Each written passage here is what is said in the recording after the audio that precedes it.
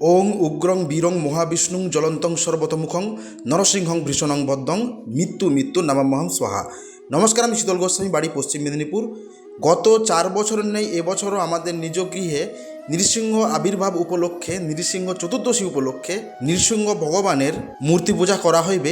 তাই সবাইকে জানাই সাদর আমন্ত্রণ। বৈশাখ মাসের যে পূর্ণিমা আছে সেটাকে বলা হয় বুদ্ধ পূর্ণিমা।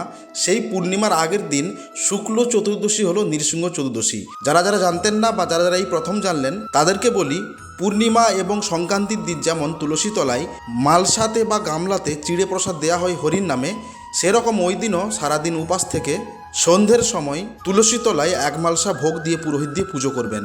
দেখুন, বেশিরভাগ পূজায় সকাল 10টার মধ্যে সেরে ফেলতে হয়, কিন্তু কেন বললাম গোধূলির সময় বা সন্ধ্যেবেলা করতে? ভগবান বিষ্ণুর চতুর্থ অবতার নৃসিংহ অবতার সন্ধ্যেবেলা আবির্ভূত হয়েছিলেন গোধূলির সময়। তাই ওই সময় প্রসাদ দিয়ে পুরোহিত দিয়ে পুজো দিয়ে নিজের উপাস ভঙ্গ করবেন। নৃসিংহ চতুর্দশীর আগের দিন নিরামিষ, নৃসিংহ চতুর্দশীর দিন উপোস থেকে নিরামিষ ভঙ্গ হবে সন্ধ্যেবেলা, এবং তারপর দিন পূর্ণিমার দিনও সকাল 10টার মধ্যে যেমনভাবে পূর্ণিমা পূজা দেওয়া হয় সেভাবে পুজো দিয়ে নৃসিংহ চতুর্দশী এবং পূর্ণিমার দিন পালন করবেন। এতে করে কী হবে, আপনি যদি 1000টা একাদশী পালন না করে থাকেন বা 1000টা দুর্গাদেবীর ব্রত পালন না করে থাকেন বা ভুলভাল দিনে অনিয়ম করে থাকেন, যেমন বৃহস্পতিবার দিন মাংস খাওয়া, ভুলভাল দিনে নখ কাটা ইত্যাদি, এই যে পাপগুলো হয়ে থাকে, একটা নৃসিংহ চতুর্দশী ব্রত পালন করলে এই হাজার হাজার ব্রত রাখার সমান আপনি পুণ্যি লাভ করবেন এবং অনেক পাপ থেকে মুক্ত হবেন। ব্রত পালন করা না করা সম্পূর্ণ আপনার ব্যাপার। তাও আপনাদেরকে বলি, যদি পারেন বছরের এই একটা দিন যদি ব্রত পালন করতে পারেন তাহলে আপনার অনেক মঙ্গল হবে। এই নৃসিংহ চতুর্দশী উপলক্ষে যে নৃসিংহ পুজো হবে আমাদের বাড়িতে, সেই উপলক্ষে নৃসিংহ কবচ তৈরি করা হবে। এই যে নকশাটি দেখছেন, এটি সোনার কলম, মানে সোনার কলম তো আপনি কিনতে পারবেন না, একটা কলম বানাবেন যে কোনোভাবে, তার ডগায় বা আগায় একটু সোনা লাগিয়ে দেবেন। এইবার আলতা ডুবিয়ে ডুবিয়ে এই নকশাটি ভালো করে আঁকবেন। মাঝখানে যার নামে মাদুলি হবে তার নাম লিখবেন। লিখে প্রাণ প্রতিষ্ঠা করলেই আপনার নৃসিংহ কবচ তৈরি হয়ে যাবে। যদি আপনি আমার থেকে নিতে চান, আমার পদ্ধতি হবে আলাদা।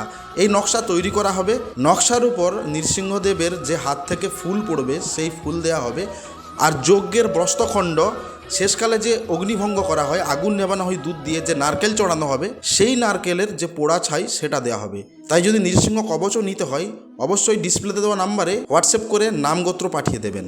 এই নৃসিংহ কবচ ধারণ করলে কি কি উপকার আপনার হবে সেগুলো বলে দিচ্ছি। প্রথম কথা, শত্রুরা কালো জাদু ইত্যাদি কোনো প্রকার আপনার উপরে করতে পারবে না। অনাকাঙ্ক্ষিত বা উটকো বিপদ আপদ থেকে আপনি সুরক্ষিত থাকবেন।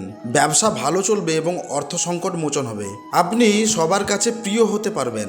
আপনার আটকে যাওয়া কাজ আবার নতুন করে শুরু হবে। আপনার সকল শত্রু দমন হবে।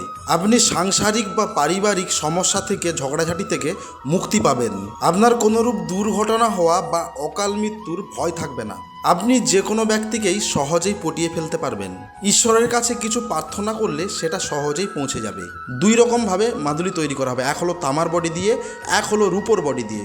দুটোর দাম আলাদা হবে, রূপোর দাম একরকম হবে, তামার দাম একরকম হবে। এবং যদি কারো মনে হয় যে আমি পুজো পাঠাবো বা পুজো দেব, তারাও এই নাম্বারে হোয়াটসঅ্যাপের মাধ্যমে নাম লিখিয়ে নেবেন পুজো দেওয়ার জন্য। প্রথমেই বলতে ভুলে গেছিলাম, পুজো হচ্ছে বৈশাখ মাসের 16 তারিখ, বাংলা 1433 সাল, ইংরেজি 30 এপ্রিল 2026 সাল, বৃহস্পতিবার। যদি কেউ মাদুলি নিতে চান বা পুজো পাঠাতে চান নিজের নামে, যাতে আমি পুজো দিয়ে আপনাদের নাম ধরে, তো এই নাম্বারে আপনার নাম, পদবী, গোত্র লিখে পাঠিয়ে দেবেন। তবে পুজোর 2 দিন আগে অবশ্যই পাঠাবেন।